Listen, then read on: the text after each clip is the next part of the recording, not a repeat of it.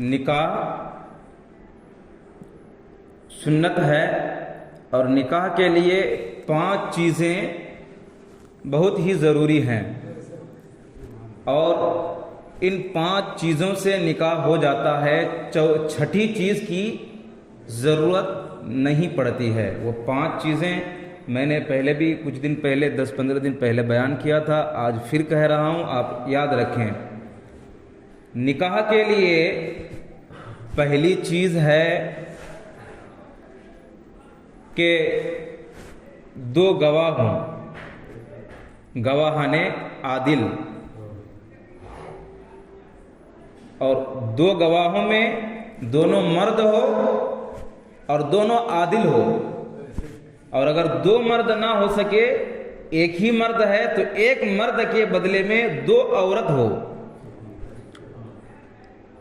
وہ 2 عورت ایک مرد کا کام کریں گی گواہی میں، اس کے بغیر نکاح نہیں ہوتا ہے۔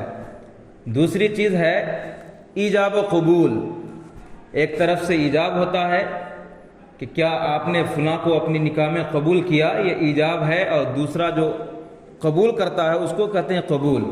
تو ایجاب و قبول یہ ضروری ہے، قبول اگر نہیں کرے گا تو نکاح ہوگا کیسے؟ یہ 2 چیزیں۔ تیسری چیز ہے خطبہ نکاح جو کہ مستحب ہے، اور چوتھی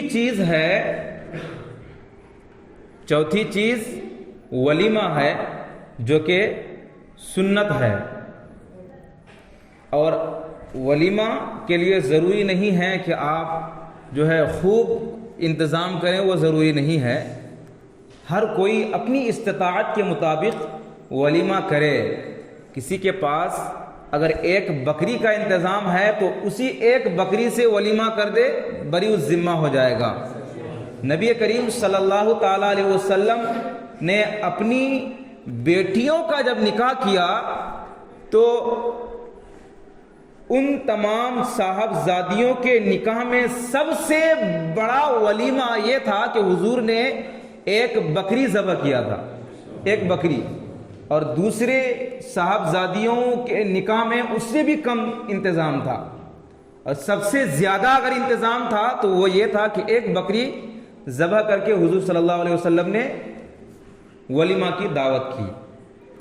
لیکن آج یہ ہوتا ہے کہ انسان قرض میں مبتلا ہو کر کے بھی بہت بڑا ولیمہ کرنا چاہتا ہے۔ ہاں، جو استطاعت رکھتا ہے، جن کو اللہ نے نوازا ہے، بغیر اس کو قرض لینے کی ضرورت نہ پڑے، پہلے سے ہے، تو پھر وہ اللہ کی نعمت کے چرچا کے لیے وہ ولیمہ دھوم دھام سے کر سکتا ہے، تحدیث نعمت کے طور پہ۔ لیکن اگر آپ کو قرض لینے کی ضرورت پڑ جائے، معاذ اللہ آج کل تو سود پر پیسہ اٹھا کر بھی ولیمہ کر رہے ہیں، شادی کر رہے ہیں، بلکہ میلاد بھی منا رہے ہیں، معاذ اللہ، میں یہ سچی بات بتا رہا ہوں۔ بہت ساری خبریں سنا ہے کہ لوگ سود پر پیسہ اٹھا کر کے میلاد منا رہے ہیں، پھر کیا فائدہ ہے؟ الٹا تو گناہ ہے۔ اگر آپ کے پاس پیسہ نہیں ہے میلاد منانے کا، باپ کا انتقال ہو گیا، 40واں کرانے کا اگر آپ کے پاس پیسہ نہیں ہے تو مت کرائیے آپ۔ میں تو کہتا ہوں قرضہ بھی مت لیجئے، بلکہ 5 روپے کی اگر شیرنی آپ منگا سکتے ہیں تو وہی شیرنی منگا کر کے فاتحہ پڑھ دیں، اللہ نے اسی کو اگر قبول کر لیا تو ان کی مغفرت ہو جایا کرے۔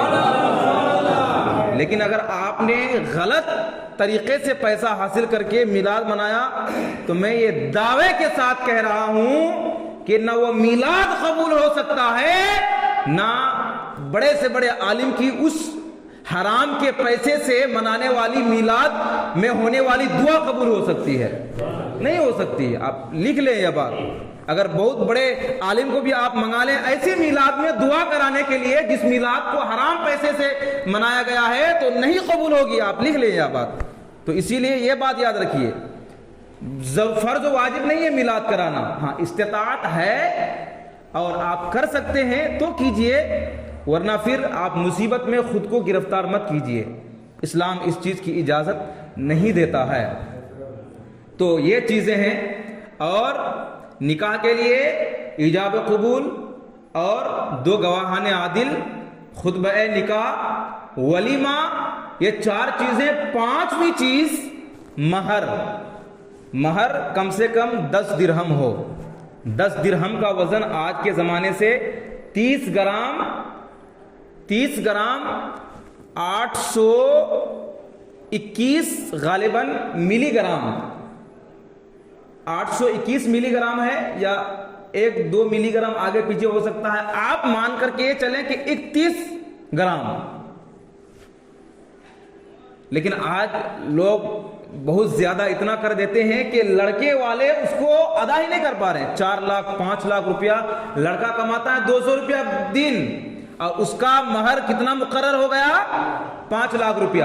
6 لاکھ روپیہ لڑکا بھی چھوٹ دے دیتا ہے، لڑکا والا بھی چھوٹ دے دیتا ہے. ارے کون ادا کرتا ہے؟ ہم بھی نہیں ادا کریں گے، ہم بھی نہیں ادا کریں گے. اور بہت لوگ تو بغیر ادا کیے دنیا سے چلا جاتا ہے، وہ ادا بھی نہیں کرتا. نکاح کرتا ہے، 5 لاکھ مہر مقرر ہو گیا، وہ سوچتا ہے مہر مقرر ہونے دو، ادا نہیں کرنا ہے. میرے آقا صلی اللہ علیہ وسلم نے ارشاد فرمایا، جو نکاح کرتا ہے اور مقرر کرتا ہے اور مہر مقرر کرنے کے وقت کرنے والے کی نیت رہتی ہے کہ میں مہر ادا نہیں کروں گا، تو گویا کہ اس میں وہ دوسرا مہر اس پر سود والا ذمہ رہے گا. یعنی اس لیے آپ اتنا مہر مقرر کریں جتنا وہ لڑکا ادا کر سکتا ہو. ورنہ لوگ کہتے ہیں نہیں زیادہ بھاڑ دے دیں گے تو بھاگے گا نہیں لڑکا. جو نبھانے والا رہتا ہے وہ 1 لاکھ روپیہ مہر میں بھی نبھائے گا، اور جو نہیں نبھانے والا رہے گا نا تو کروڑوں مہر باندھے آپ، وہ نہیں نبھا پائے گا.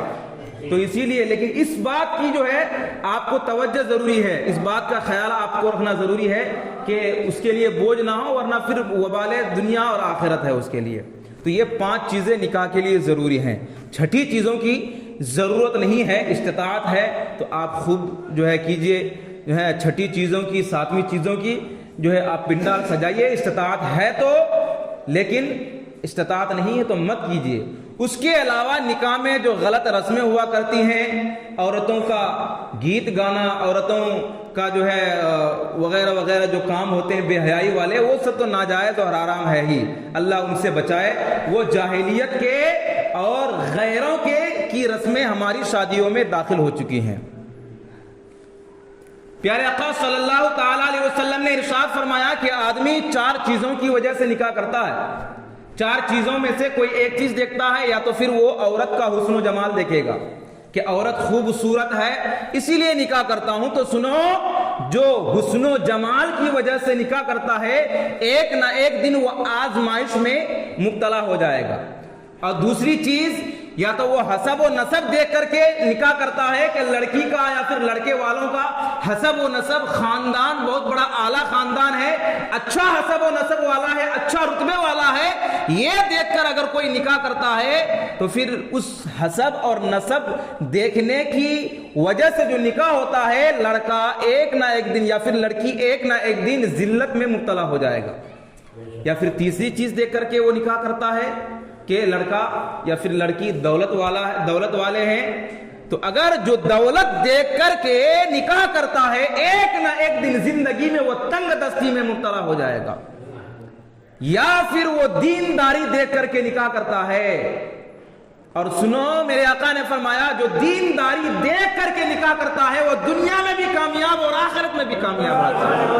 اور میرے آقا نے یہ حکم دیا، فرمایا کہ تم دینداری دیکھ کر کے نکاح کیا کرو. ہاں، دینداری کے ساتھ اگر حسن و جمال ہے تو یہ پروفٹ پلس ہے، اور دینداری کے حساب سے دولت والا بھی ہے تو یہ الگ سے آپ کا بینیفٹ ہے. اس کے ساتھ ساتھ اچھا نسب والا بھی ہے اگر دینداری کے ساتھ ساتھ، تو یہ تو جو ہے آپ کا جو ہے یہ آپ فائدہ ہے آپ کے لیے.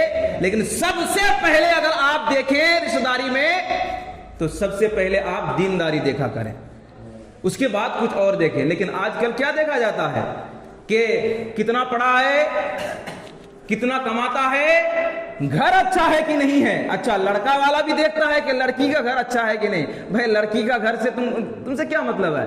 تم کو اپنے گھر میں رکھنا ہے، اپنا گھر پہلے مضبوط بناؤ، اس لیے کہ تم پر لازم ہے، لڑکے پر یہ واجب ہوتا ہے سکنا، یعنی ٹھہرنے کے لیے مکان آپ پر لازم ہے، لڑکی پر تو نہیں ہے نا، تو آپ لڑکی کا جو ہے لڑکی کی جائیداد کیوں دیکھ رہے ہیں؟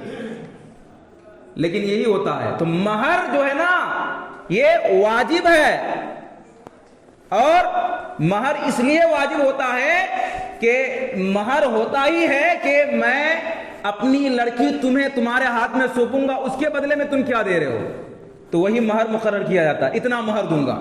تو یہ تو پہلے مقرر ہونا چاہیے نا، جب بات چیت طے ہو رہی ہوتی ہے اس وقت ہی مہر طے ہو جانا چاہیے نا، لیکن نہیں، طے اس وقت کیا ہوتا ہے، جہیز کتنا دو گے، سونا کتنا دو گے، چاندی کتنی ہونی چاہیے، گاڑی کون سی دو گے، یہی سب طے ہوتا ہے پہلے۔ وہ جو کہ جس کی نکاح میں کوئی گنجائش نہیں ہے، نکاح کے لیے تو مہر ہے نا، کہ لڑکی میں اپنی لڑکی تمہارے ہاتھ میں سونپ رہا ہوں، اس کے بدلے میں تم کتنا مہر دو گے۔ لیکن وہ طے کب ہوتا ہے، عین نکاح کے وقت، نکاح سے 5 10 15 20 منٹ پہلے طے ہوگا اتنا مہر، سب کھا پی لیا، باراتی آ کر کے 10 20 گاڑیاں آ گئی لڑکی والوں کی یہاں، اور اگرچہ لڑکی والے قرض میں پیسہ اٹھا کر کے وہ جو ہے نکاح شادی کروا رہا ہو۔ اچھا، اس پر بھی بہت بڑی بلا ہے کہ لوگ زبردستی 10 گاڑیاں 20 گاڑیاں لے کر کے جائیں گے، ان کے گھر میں بھی لے کر جائیں گے جو مالی حیثیت سے کمتر ہو، جو بڑی مشکل سے شادی کا انتظام کر رہا ہوتا ہے۔